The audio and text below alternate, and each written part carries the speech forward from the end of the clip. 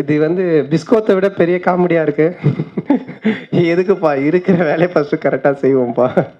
Okay, so இந்த இல்லை நான் இல்லைன்னு சொல்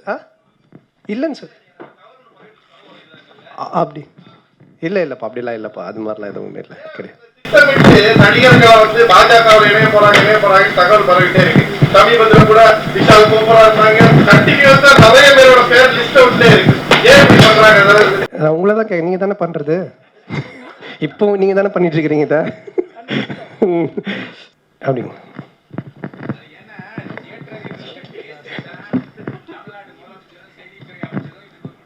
ஆனா இந்த படத்துக்கு நான் தானே ப்ரொடியூசர். ஆமாம், ஒரு ஏதோ ஸ்கூல்ல கேள்வி கேட்ட மாதிரி பயந்து போய் என்ன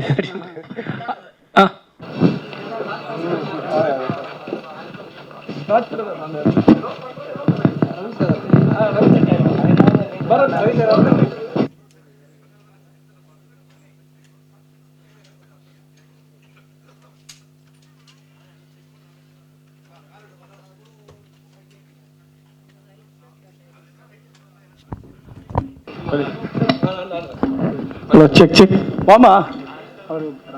பேக்ரவுண்ட் மியூசிக். ஓகே, வாங்க வாங்க ரவி.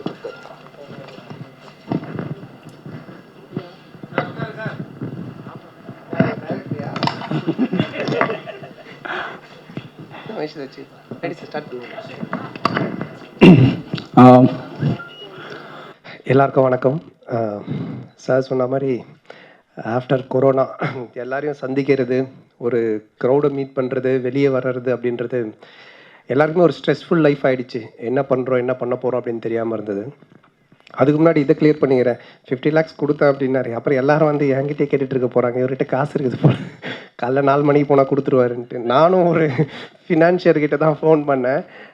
காலையில் ஃபோன் பண்ணிவிட்டு அதுக்கப்புறமா அவருக்கு ஃபஸ்ட்டு எடுத்தோன்னே காசு கேட்க முடியாது. ஹாப்பி தீபாவளின்னா அவர் ஒரு சைடு, என்னப்பா 4:30 மணிக்கெல்லாம் தீபாவளி வாழ்த்து சொல்கிறேன், உன்ன மாதிரி ஒரு ஆக்டர் நான் பார்த்ததே இல்லை பண்ணார்.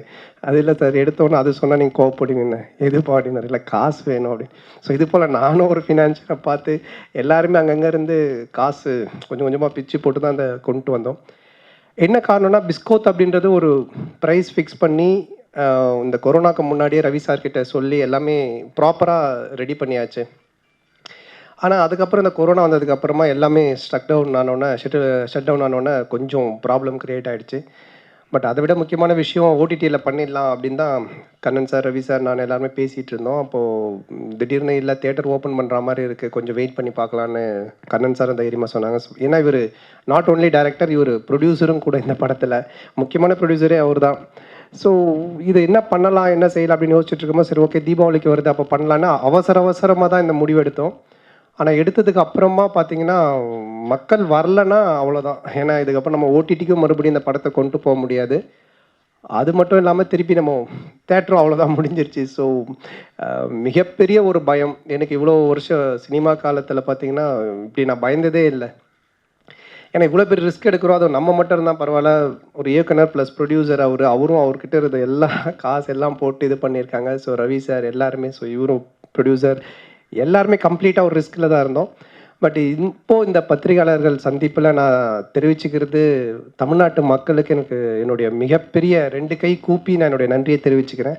ஏன்னா இந்த கொரோனா டைமில் தேட்டருக்கு வந்து மறுபடியும் சினிமா இருக்குது, எல்லாரும் சினிமாவை பார்க்கலாம், சினிமாவுக்கு வரலாம், நாங்கள் சினிமாவை ரசிப்போம் அப்படின்ற ஒரு நம்பிக்கை கொடுத்துருக்காங்க. இது எங்களுக்கு மட்டும், எங்கள் படத்துக்கு மட்டும் வெற்றி இல்லை, இது தமிழ் சினிமாக்கே வெற்றி தான். ஏன்னா இந்த ஒரு படம் ஏதாச்சும் தப்பாக இருந்தாலோ, இல்லை மக்கள் வராமல் போயிருந்தாலோ, இதுக்கப்புறம் வரக்கூடிய படங்களோ, இல்லை இதுக்கப்புறம் இருக்கக்கூடிய ப்ரொடியூசர்களோ ரொம்ப பயந்து இருப்பாங்க. அது மட்டும் இல்லாமல் இப்போ என்னுடைய அடுத்த படம் டிக்கி லோனோட டைரக்டர் கார்த்திக்கு ரொம்ப வருஷமாக கஷ்டப்பட்டு தமிழ் சினிமாவில் எத்தனையோ வருஷம் காலமாக ஸ்கிரிப்ட் எழுதி ஒரு படம் பண்ணி அவர் என்கிட்ட 2-3 டைம் அழுதுட்டார். நாங்கள் அந்த டப்பிங்லாம் பண்ணி முடிச்சோம். என்னென்னா ஃபஸ்ட் டைம் என்னுடைய படம் தேட்டரில் வரும்னு பார்த்தேன், மக்களோடு சேர்ந்து அவங்க ரசிக்கிறது, நான் எழுதின விஷயங்கள், பஞ்சஸ் இதெல்லாம் பார்த்து அவங்க ஆரவாரம் பண்ணுறதான எனக்கு மிகப்பெரிய சந்தோஷம். காசு பண்ணலாம் ஒன்றுமே இல்லைண்ணா, ஆனால் இப்போது ஓடிடின்னு பேசிகிட்டு இருக்காங்கன்னா ரொம்ப கஷ்டமாக இருக்குன்னு நான் சொல்லிட்டு சரி சொன்ன வெயிட் பண்ணி பார்ப்போம்ப்பா அப்படின்ட்டு. ஸோ இது போல் இன்றைக்கி மக்கள் தேட்டருக்கு வந்து இவ்வளோ பெரிய ஆதரவு தெரிவிச்சிருக்காங்கன்னா அது இது போல் இருக்க இளைஞர்களுடைய இளம் இயக்குநர்களுடைய கனவுக்கு மிகப்பெரிய ஒரு நம்பிக்கை கொடுத்துருக்காங்க. இது போல் புது ப்ரொடியூசர்ஸ்க்கு ஒரு பெரிய நம்பிக்கை கொடுத்துருக்காங்க. என்னை போல் நடிகர்களுக்கு அப்புறம் தேட்டர் உரிமையாளர்களுக்கு மெயினாக பார்த்தீங்கன்னா ஸோ மிகப்பெரிய நன்றி மக்களுக்கு இவ்வளோ பெரிய விஷயத்த பண்ணது. அதுலேயும் முக்கியமாக என்னுடைய ரசிகர்களுக்கு நான் மனமார்ந்த என்னுடைய நன்றியை தெரிவிச்சுக்கிறேன். ஏன்னா ஃபஸ்ட்டு ஷோ எல்லா இடத்துலையுமே கொஞ்சம் கொஞ்சமாக தான் நேற்று ஃபில் ஆச்சு. அதுக்கு எல்லாம் போனது என்னுடைய ரசிகர்கள் மட்டும்தான். அவங்க அவ்வளோ ரிஸ்க் எடுத்து போய் அதெல்லாம் என்ன சொல்கிற தேட்டருக்கு நாங்கள் வருவோம் படத்தை பார்ப்போன்னு ஒரு நம்பிக்கை கொடுத்துருக்காங்க. ஸோ ரசிகர் பெருமக்கள் அனைவருக்குமே என்னுடைய மனமார்ந்த நன்றி. அப்புறம் பத்திரிகை நண்பர்கள் நீங்களும் ரொம்ப நல்லாவே சப்போர்ட் பண்ணீங்க. நேற்று எல்லாம் நிறைய யூடியூப்பில் சேனல்ஸில் எல்லாத்துலேயுமே நான் பார்த்தேன். ஸோ என்னென்னா எல்லோரும் ஒன்றா சேர்ந்து திருப்பியும் ஒரு சினிமா தேட்டரில் படம் வரணும், சினிமா ஆரோக்கியமாக இருக்கணும் அப்படின்ற ஒரே ஒரு குறிக்கோள் மட்டும்தான் அது. ஸோ அதுக்கு உங்கள் எல்லாருக்கும் என்னோட மனமார்ந்த நன்றி. அதுக்கப்புறமா இந்த படம் பிஸ்கோத், இந்த படத்தினுடைய இயக்குனர் கண்ணன் சார் இந்த படத்தை பண்ணும்பொழுது மிகப்பெரிய ஒத்துழைப்பு. அவருடைய படமாக இருந்தாலும் எந்த ஒரு ரெஸ்ட்ரிக்ஷனும் இல்லாமல் எனக்கு ஃபுல் ஃப்ரீடம் கொடுத்தாங்க. அந்த படத்துக்கு ஒரு பேக் போனாக இருந்து வேலை செஞ்ச என்னுடைய டீம், எல்லா படத்துக்குமே என்னுடைய பேக் போனாக இருந்து எனக்கு ஹெல்ப் பண்ணிகிட்ருக்கிற என்னுடைய டீம் ஆனந்த், முருகன், சேது, மாறன், அதே போல் ப்ரொடக்ஷனில் இருக்கக்கூடிய ரமேஷ், ராஜ், பரத், கிஷோர் அண்ட் தேவராஜ். ஸோ இவங்க எல்லாருக்கும் என்னுடைய மனமார்ந்த நன்றி தெரிவிச்சுக்கிறேன். ஸோ இந்த படம் இன்னும் இந்த போல் இன்னும் தமிழ் சினிமாவில் அடுத்தடுத்த படங்கள் வரணும், மக்கள் அனைவரும் வந்து பார்க்கணும். கொஞ்சம் சேஃப்டியோடு பாருங்கள், அதுதான் நான் உங்ககிட்ட சொல்கிறது. ஏன்னா நிறைய பேர் மூக்குக்கு பதிலாக இங்கே தாடியிலலாம் மாஸ்க் மாட்டின்னு இருக்காங்க, இந்த இடத்துல இப்படி மாட்டிக்கிறாங்க. அப்போ சில பேர் கண்ணில் மாட்டின்னு தூங்குறாங்க. இந்த ஹெல்மெட்டு கொடுத்தா மண்டே தவிர மற்ற எல்லா இடத்துலையும் மாட்டின்னு இருப்பாங்க, கையில் மாட்டிப்பாங்க, டேங்க்கில் மாட்டிப்பாங்க. அது போல் இந்த மாஸ்கையும் மூக்கை தவிர மற்ற எல்லா இடத்துலையும் மாட்டிகிட்டு இருக்காங்க. ஸோ அந்த மாதிரிலாம் கேர்லெஸ்ஸாக இல்லாமல் படம் பார்க்க வரும்போது ரொம்ப சேஃப்டியோட, ப்ரிகாஷனோட, கவர்மெண்ட் சொல்கிற ரூல்ஸ் அண்ட் ரெகுலேஷனோட சேஃப்டியாக இது பண்ணுங்கள். இந்த படத்தில் ஒர்க் பண்ண assistant directors, ADs, music director and background music ரொம்ப அருமையாக பண்ணியிருக்காங்க. ஸோ அவருக்கும் என்னுடைய வாழ்த்து. ஸோ ஸ்டண்ட் மாஸ்டர் ஹரி, என்னுடைய makeup man Bujji, Mahesh, Bharat, hair stylist Anand, Vasan, so இப்படி என்னுடைய டீம் எல்லாருக்கும், இந்த தேட்டரில் போய் படம் பார்த்த என்னுடைய சொந்தங்களாகிய என்னுடைய ரசிகர் பெருமக்கள் அனைவருக்கும், இதை பெரிய லெவலில் சப்போர்ட் பண்ணிகிட்டு இருக்கிற பத்திரிகை நண்பர்கள் உங்கள் அனைவருக்கும் என்னுடைய மனமார்ந்த நன்றி. தேங்க்யூ. நீங்கள் ஏதாச்சும் கொஸ்டின்ஸ் கேட்குறதா இருந்தால் கேட்கலாம். ஏன்னா இல்லை நாங்கள் 2 பேர் மாற்றி மாற்றி எங்களே புகழ்ந்துன்னு இருப்போம். நீங்கள் எதனா சொல்கிறதா இருந்தால் கொஸ்டின்ஸ் கேட்டிங்கன்னா சொல்லலாம். சார் நீங்கள் தயார் என்கிட்ட பேசுகிறீங்க, இதில் மைக்கில் பேசுங்க.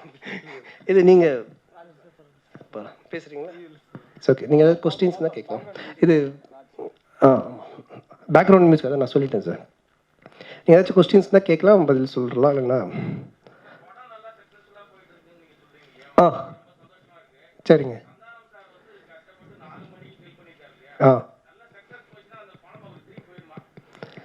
அது இல்லை கண்டிப்பாக சார், அது ரெஸ்பான்சிபிலிட்டி. கண்டிப்பாக இன்னும் அடுத்த படமும் நான் சார் கூட தான் பண்ணுறேன் நான்.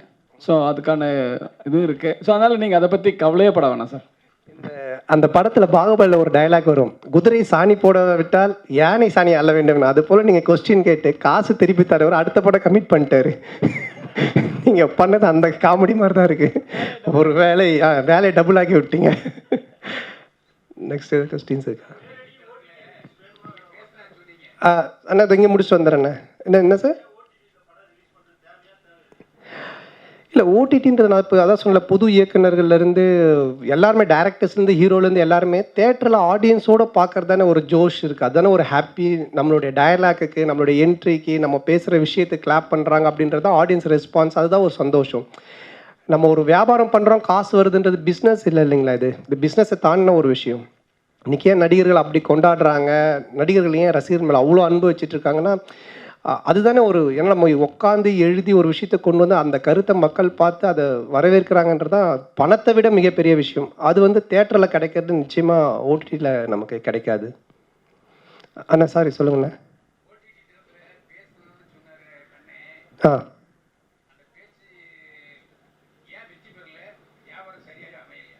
என்ன இல்லை அது இதில் பத்திரிக்கையில் வந்த செய்தியை தவிர ஒரிஜினலாக இல்லை.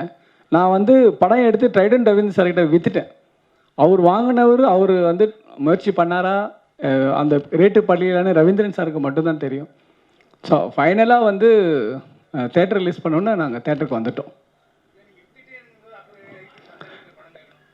இல்லை புரியலண்ணே. இல்லை ரவீந்திரன் சார் தான் ரிலீஸ் பண்ணுறாரு. ரிலீஸ் பண்ணுறவங்க ஃபுல் அமௌண்ட் கொடுத்துட மாட்டாங்க.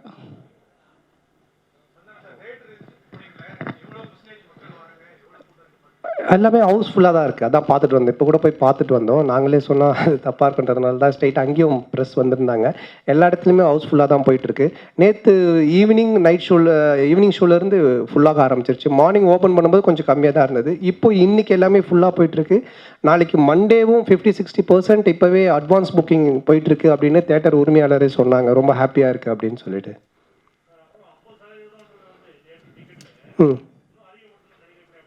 நிச்சயமா, கண்டிப்பாக. இது ஆட்கள் சொல்கிறீங்களா? ஆமாம்மா, நிச்சயமாக. இப்போது இந்த ப்ரிகாஷனோடு இவங்க கரெக்டாக பார்த்துட்ருக்காங்க. இந்த COVID-19 எந்த ப்ராப்ளமும் க்ரியேட் ஆகலை, திருப்பி அகைன் எந்த பேண்டமிக்கும் நடக்கலை அப்படின்னா கண்டிப்பாக கொஞ்சம் கொஞ்சமாக இன்க்ரீஸ் பண்ணணும். இது நான் ஆசைப்படுறது என்னென்னா, இந்த மாஸ்க்கு, சானிடைசர், இந்த சோஷியல் டிஸ்டன்ஸ் இது எல்லாமே நம்ம கொரோனா போயிட்டாலும் இதை நம்ம மெயின்டைன் பண்ணால் இனி நமக்கு வரக்கூடிய ஜென்ரேஷனுக்கு எந்த வைரஸ் இன்ஃபெக்ஷனும் இல்லாத ஒரு நீட்னஸான ஒரு விஷயம் தான் இது. ஸோ இது வந்து இப்போ இந்த டைமு மட்டும் பண்ணுறதில்ல. இதை நம்மளுடைய லைஃப் ஸ்டைலில் கொண்டு வந்து நம்மளுடைய கிட்ஸு, நம்மளுடைய ஜென்ரேஷன் நம்ம சொல்லி கொடுத்துட்டா இதை லைஃப் லாங் பண்ணாங்கன்னா என்றைக்குமே அவ்வளோ சீக்கிரமாக யாருமே ஒரு வைரஸ் அட்டாக் பண்ணாமல் இருக்கிறதுக்கான ஒரு நல்ல விஷயம் தான். ஆனால் அதை சேஃப்டியாக பண்ணிட்டாங்கன்னா நிச்சயமாக இன்க்ரீஸ் பண்ணுவாங்க. நைட் ஷோவும் தேட்டர் உரிமையாளர்களும் அதுக்கு கேட்டுட்ருக்காங்க. ஸோ அதுவும் இன்க்ரீஸ் பண்ணாங்கன்னா இன்னும் நல்லாயிருக்கும். ஸோ ஆஸ் ஏ ப்ரொடியூசராக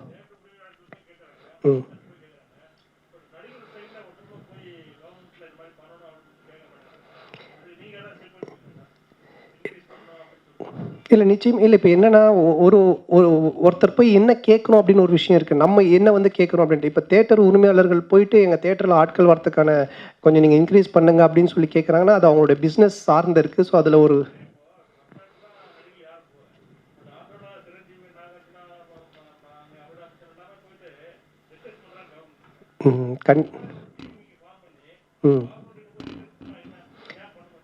நிச்சயமாக பண்ணலாம். இல்லை இப்போ ஃபஸ்ட்டு படம் பண்ணுறதே ஒரு தேட்டரில் கொண்டு வரதே மிகப்பெரிய ஒரு கேள்விக்குறியாக ஒரு பெரிய விஷயமா இருந்துச்சு. ஏன்னா இப்போ நாங்கள் அது அவ்வளோ பெரிய ரிஸ்க் எடுத்திருக்கோம். இன்றைக்கி ஹிட்டுன்றதுனால ஓகே. சப்போஸ் நாளைக்கு எதனா ஒன்று ஆயிருந்ததுன்னா இன்றைக்கி ப்ரெஸ் மீட்டும் இல்லை, கண்ணன் சாரும் இல்லை, நானும் இல்லை, அடுத்தது என்ன பண்ணுறதுன்றது தெரியாத ஒரு யோசனையில் இருந்திருப்போம். இப்போ தான் ஃபஸ்ட் ஸ்டெப்பு. அதுக்கு மக்கள் வரவேற்பு கொடுத்துருக்காங்க. ஹாப்பி. இப்போது சேஃப்டியாக ஒரு 2 வீக்ஸ் எல்லாம் எந்த பிரச்சனையும் இல்லாமல் நீட் அண்ட் க்ளீனாக போயிட்டுருக்காங்கன்னா நெக்ஸ்ட்டு போய் நம்ம ரெக்யூஸ் பண்ணலாம். ஏன்னா நம்ம போய் கேட்கும்போது அவங்க ஒரு கணக்கெடுத்து இல்லை இப்போ தேட்டர் ஓப்பன் பண்ணி இவ்வளோ பேர் வந்தாங்க, இவ்வளோ ப்ராப்ளம் க்ரியேட் ஆகிருக்குன்னா கொஞ்சம் நம்ம வெயிட் பண்ணி தானே அதை பண்ணணும்.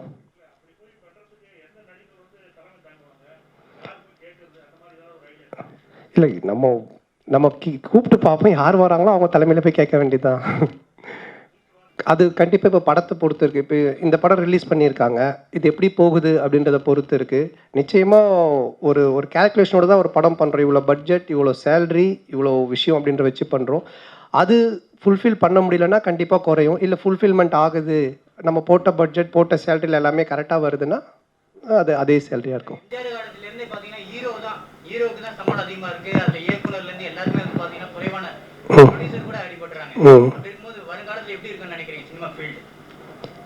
நல்லா தானே இருக்குது. இப்போ கொரோனா டைமில் ரிலீஸ் பண்ணி ஹவுஸ்ஃபுல்லாக போயிட்டுருக்கு. ஹாப்பியாக இருக்கும். அதான் ப்ரெஸ் மீட் கொடுத்துருக்கேன். சரியான படம் எடுக்கலைன்னா அது யாராக இருந்தாலும் தொலைஞ்சு போயிடுவாங்க. As a hero, producer, director இருந்தாலும் கரெக்டான படம் எடுத்தோம், தெளிவான படம் எடுத்தோம், மக்களுக்கு பிடிச்ச படம் எடுத்தோன்னா அது என்ன மாதிரி டைம் நம்ம பண்ணாலும் கண்டிப்பாக வரவேற்பு இருக்கும். ஸோ நீங்கள் சொன்ன எம்ஜிஆர் சார் கால படங்களில் பார்த்தீங்கன்னா அவர் சூப்பர் ஹிட் கொடுத்த படங்களும் இருக்குது, சரியாக போகாத படங்களும் இருக்குது. ஸோ கதை, இயக்குனர் அதுதான் ஃபஸ்ட்டு ஹீரோ. அதுதான் முக்கியமான விஷயம். இல்லை இப்போ என்னென்னா அதை பார்ப்போம். என்னென்னா எல்லாருமே ஸ்ட்ராங்காக நீங்கள் எப்படி வேணாலும் போங்க, எனக்கு பிரச்சனை இல்லை அப்படின்ற மாதிரி யாருமே கிடையாது. எந்த ஹீரோஸும் இல்லை. பொதுவாக சொல்கிறேன், மனிதர்கள் யாருமே அப்படி அவ்வளோ மோசமான இருக்க மாட்டாங்க. அப்படி இருந்தால் அவன் மனுஷனே கிடையாது. சிச்சுவேஷன் பொறுத்து தான் இருக்குது. இப்போ இது ஓப்பன் ஆகுது, இவ்வளோ போகுது, பண்ண முடியும், இல்லை வாட் எவர் நெக்ஸ்ட் என்ன பண்ண முடியும் அப்படின்றது நிச்சயமாக எல்லாருமே பண்ணுவாங்க. சும்மா ஹீரோ சம்பளம் கம்மி பண்ண மாட்டாங்க, ஹீரோ இது பண்ண மாட்டாங்க அப்படிலாம் எதுவுமே கிடையாது. சரி, எல்லா ஹீரோஸும் ஹெல்ப் பண்ணிட்டு இருக்காங்க. ஹீரோ வச்சு படம் பண்ண எல்லா ப்ரொடியூசரும் மறுபடியும் பண்ணுறாங்க, மறுபடியும் எல்லா டைரக்டர்ஸும் பண்ணிட்டு தான் இருக்காங்க. இல்லை, நான் கவுன்சிலில் பேசிகிட்டு இருக்காங்கண்ணே. எல்லா டேர்ம்ஸும் பேசிகிட்டு இருக்காங்க. முடிஞ்ச அளவுக்கு பாரத்தை குறைக்கணும். இன்னொரு விஷயம் நீங்கள் சொன்னீங்கல்ல, வித்துட்டு ஏன் வாங்கிட்டேன்னு, பிப்ரவரியிலேயே ஒரு படத்தை நம்ம கொடுத்துருவோம், ஏப்ரல் ரிலீஸ் பண்ணோம். 9 மாதம் அந்த படத்தோட இன்ட்ரெஸ்ட் கிட்டத்தட்ட ஒரு 3 கோடி ரூபாய் ஏறி இருக்கு. அந்த 3 கோடியை குறைக்கிறதுக்கு ஒரு 10 கைகள் தேவைப்பட்டது. ஒரு நடிகர் ஒரு 50, டிஸ்ட்ரிபியூட்டர் எல்லாரும் சேர்ந்து அந்த படத்தை கொண்டாந்தோம். மற்றபடி வேற ஒன்றும் வாங்கணுன்ற இன்டென்ஷன்லாம் எதுவுமே கிடையாது. இதுதான் அந்த எப்படியாவது இந்த படம் நம்ம ப்ரொடியூசருக்கு கண்டிப்பாக ரிலீஸுக்கு முன்னாடி வரைக்கும் எந்த வித ஒரு ப்ராஃபிட்டும் எதுவும் இல்லை. படம் வெளியில் வந்துட்டா இருக்கிற கடன் குறைஞ்சிரும். அந்த ஒரு நல்ல எண்ணத்தில் தான் நம்ம இது பண்ணோம். ஸோ நீங்கள் சொல்கிற மாதிரி நீங்கள் சொல்கிற கோரிக்கைகள் ஆல்ரெடி பரிசீலனையில் இருக்குது. தயாரிப்பாளர் சங்கம், தியேட்டர் அதிபர்கள் அண்டு இந்த விபிஎஃப் சார்ஜஸ் எல்லாமே பேச்சுவார்த்தைகள் நடந்துட்டுருக்கு. அவங்க 100% ஃப்ரீ கொடுத்துருந்தா கவர்மெண்ட்ல இருந்து ஒரு தயாரிப்பாளர் சங்கத்துக்கு ஒரு அதிகாரி போட்டுருக்காரு. அவரை கூப்பிட்டு வாயா நீ பேச்சுவார்த்தைக்கு இந்த மாதிரி தியேட்டர் அதிபர்கிட்ட இவ்வளவு டார்ச்சர் இருக்குது, நாங்க இல்லாம தியேட்டர் அதிபர் இல்லைன்னு சொல்லி பேச வேண்டியதானே. அதுதானே இப்போ அந்த அந்த சங்கம் இல்லைன்னா இப்போ தனியாக தயாரிப்பாளர் சங்கம் ஒன்று ஆக்டிவ் ஃபிலிம் ப்ரொடியூசர்ஸ்னு ஒன்று ஆரம்பிச்சிருக்காங்க. அது வந்து அதிக எது அந்த ஆக்டிவ் ஃபிலிம் ப்ரொடியூசர்ஸா? ஓகே சரி சரி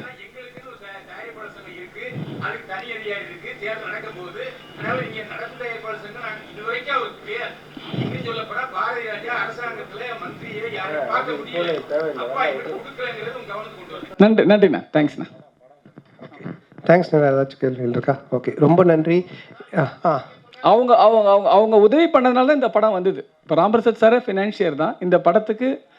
அதாவது ரிலீஸுக்கு முன்னாடி செட்டில்மெண்ட் பண்ணணும் அப்படின்னு ஒரு கிளாஸுங்க. ஃபினான்ஷியர்கிட்ட பணம் வாங்கினா அந்த படம் ரிலீஸுக்கு முன்னாடி பணத்தை செட்டில் பண்ணோம். ஆனால் ராம்பிரசாத் சார் வந்து ரிலீஸுக்கு அப்புறமும் நான் ஒரு 1.5 கோடி ரூபா தரணும், பரவாயில்லைங்க படம் ரிலீஸ் ஆகட்டும் நான் வாங்கிக்கிறேன், ஒரு வேளை இல்லைனாலும் அடுத்த படத்தில் வாங்கிறதுக்கு தயாராக இருக்கார். அந்த ஒரு ஒரு உரிமை கொடுத்துருக்காருல, அதுக்கு நம்ம நன்றி சொல்லணும். இல்லை நீ கொடுத்தா தான் ரிலீஸ்ன்னு சொல்லி தான் ரிலீஸ் பண்ணியிருக்க முடியாது. ஸோ அப்போ ஃபினான்ஷியல் ராம்பிரசாத் சாரோட சப்போர்ட் எனக்கு தேவைப்பட்டுச்சு. ஒரு 4 படம் பண்ணதுனால சரி கண்டிப்பாக கொடுத்துருவாரு நம்பிக்கையில் கொடுத்தாங்க. அவங்க குறைக்க வேணாம், இந்த உதவி பண்ணாலே போதும். அதனால் மதிப்புக்குரிய அன்பண்ணா அவர்களுக்கும் ராம்பிரசாத் சாருக்கும் மற்ற அத்தனை பேருக்கும் நான் நன்றி. ஸோ இந்த படம் ரிலீஸ்க்கு உதவி புரிஞ்ச ட்ரைடன்ட் ரவீந்திரன் சார் அவர்களுக்கும் மற்றும் அன்பு சார் எல்லாருக்கும் என்னுடைய மனமார்ந்த நன்றி. ஸோ மக்களுக்கு மறுபடியும் நன்றி, பத்திரிகையாளர் நன்றி, ஸோ எல்லாரோட நன்றி. தேங்க்யூ.